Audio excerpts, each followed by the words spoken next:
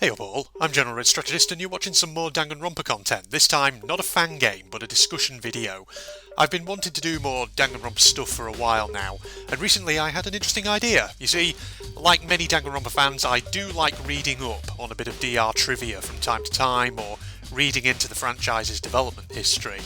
But there are certain things that I've read and heard about in the DR community that are a bit murky, to put it that way. What I mean by that is, there are certain things I've heard about in regards to the Danganronpa franchise, which often get repeated as though they're 100% verified, i.e. like proven to be fact, when actually the basis for such claims might not be quite so clear or strong. So, welcome to Danganronpa Citation Needed, everybody. Basically, what we're talking about here are certain bits of information that I've often seen elements of the DR fandom talking about or repeating, as if they're true and definitely known to be true. And I'll be asking questions such as, are these claims actually true? Can they be verified? Is there actual evidence to substantiate them? Or is the basis for these claims actually kind of shaky? Now, here's the thing, my research for this video essentially consisted of me just Google searching to see if I could find any corroborating articles, links, sources, etc. for the claims that I'm about to dissect. However, I acknowledge that there may well be sources out there that I haven't encountered. For all I know, there might be some random, obscure article buried away on page 238 of Google search that I just never encountered, for instance. So if there are any sources related to the claims I'm about to discuss that do shed light on them, please feel free to actually mention them in the comments below and point out where we can find them. Also, just before we get started, there will be spoilers in this video, so if you don't want anything ruined for you, now is your time to navigate away. But without further ado, we're going to get into things, basically. So there are two particular claims I'm going to look at in this video, and both of them concern Danganronpa 2 Goodbye Despair, so let's get cracking. Number 1. Hiyoko was meant to survive, Fuyuhiko was meant to die. This is a big one, and I've seen this come up a fair number of times in the DR community, usually on comment threads on Danganronpa discussion videos here on YouTube, or in discussion threads on Reddit. In essence, the claim has been made that during the development of DR2, at one stage the writer's plan was for Hiyoko Saionji to survive the killing school trip, and instead, Fuyuhiko Kuzuryu would be a victim. Presumably, Fuyuhiko would be one of two victims of Mikan Sumiki in Chapter 3, alongside Ibuki Miyoda as usual. However, at some point during DR2's development, this plan was changed, and the reason I often see being given for this is because the writers felt that killing Fuyuhiko off in Chapter 3 would render his and Pekoyama's character development in Chapter 2 effectively meaningless. Now, looking at this claim, there does seem to be a certain amount of understandable reasoning behind it, I'll give it that. After all, looking back on DR2, in retrospect there were elements of Chapter 3 that did go unanswered, and which, as a result, make the chapter's murder case seem kind of incomplete, almost as if the developers had to change it abruptly at some point, and didn't have time to flesh out the changes they had to make to the desirable extent. For example, the trial in Chapter 3 never actually covered what specific murder weapon was used to kill Hiyoko. It's funny because when I played DR2 I didn't actually think about that at the time, but the thought has definitely occurred to me since playing the game. However, the problem with this claim is that it's difficult to verify where it originated.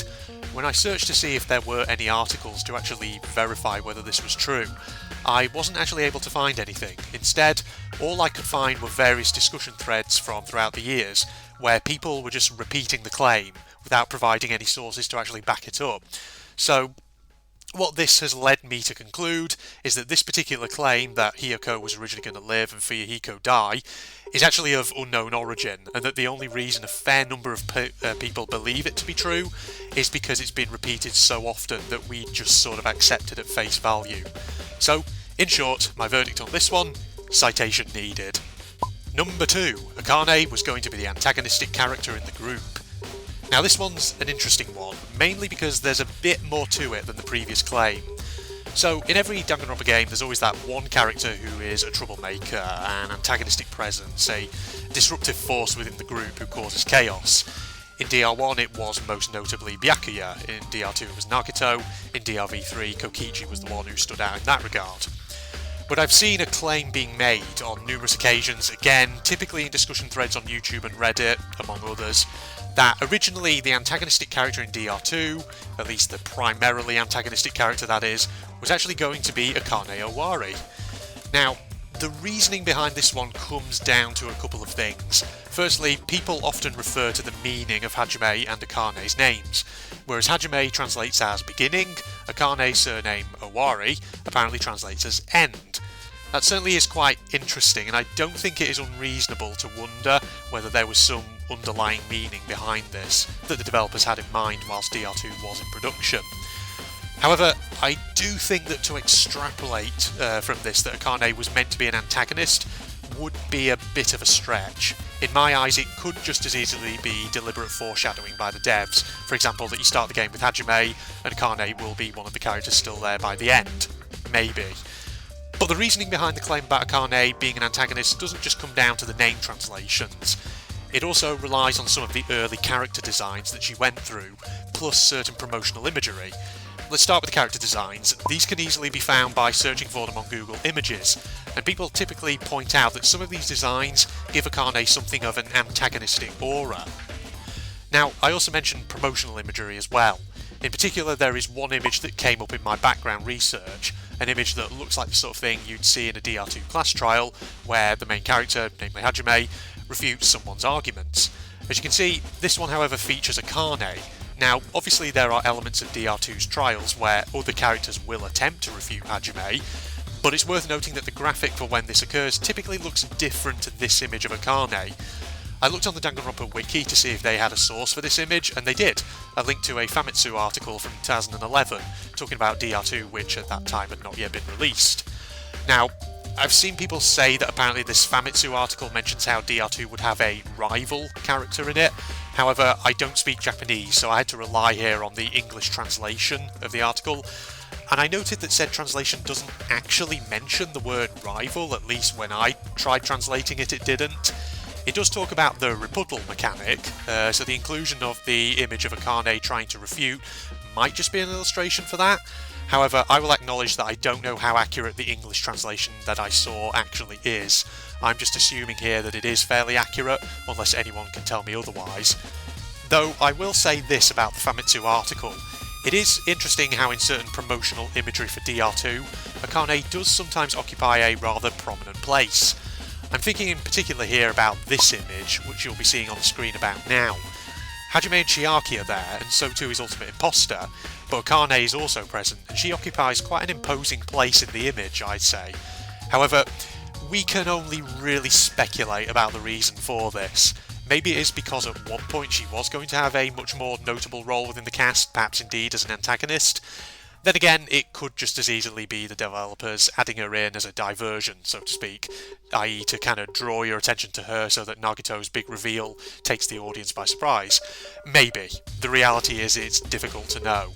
So, in short, like the previous claim, this one also has a bit of a shaky foundation. So, verdict, citation needed. So there you have it, two claims I've often seen being repeated in Danganronpa fan circles, which are actually of questionable veracity. I hope you found this video interesting, and as stated earlier, if there are any sources out there which you're aware of, which do shed more light on these claims, do feel free to share them in the comments below. Also, I've covered just two topics in this video, so my question to all of you is, are there any other rumours or claims you sometimes see coming up in Danganronpa discussions, which are of questionable authenticity? If so, I'd be interested to know, because who knows, if there are some really juicy ones, it might allow for a second Danganronpa citation needed video, and you know me, I want to do more Danganronpa content like I said at the start of the video, including discussion videos like these. But in the meantime, we'll wrap up here, so thanks for watching everybody. This has been General Red Strategist with more Danganronpa content, and hopefully you'll join me for some more sometime real soon. In the meantime, Facebook and Twitter links are down below in the video description for my for my account basically, that is, if you're interested in following me on there. There's also a link to my propagandist channel where I do various anime related gubbins, and if you enjoyed, don't forget to leave a like, comment, subscribe, share this with your friends, and definitely do leave a like and things like that if you enjoyed, because, you know, the thing about YouTube's algorithm at the moment is that the more you like a video, the more the algorithm will sort of register it and kind of push it up the YouTube search kind of listings, as it were, thus getting it to a wider audience. Definitely share with your friends, like I said. But other than that, that's enough begging from me. Goodbye, everybody. Oh, hi, goodness, this group gets sidetracked easily.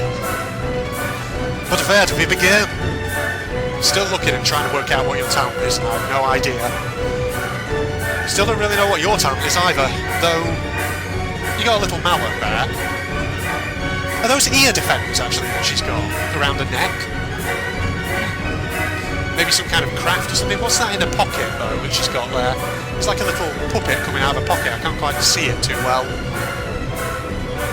Maybe your visor is meant to be eye protection. Maybe you're some kind of tradesperson, or like a sculptor, maybe an artist of some kind. I don't know, maybe. I've already forgotten what your voice was. I think it was the... Oh yeah, no, I remember. Yeah, I guess we should just jump into it. Starting will probably help us find more clues. I agree with Cherry.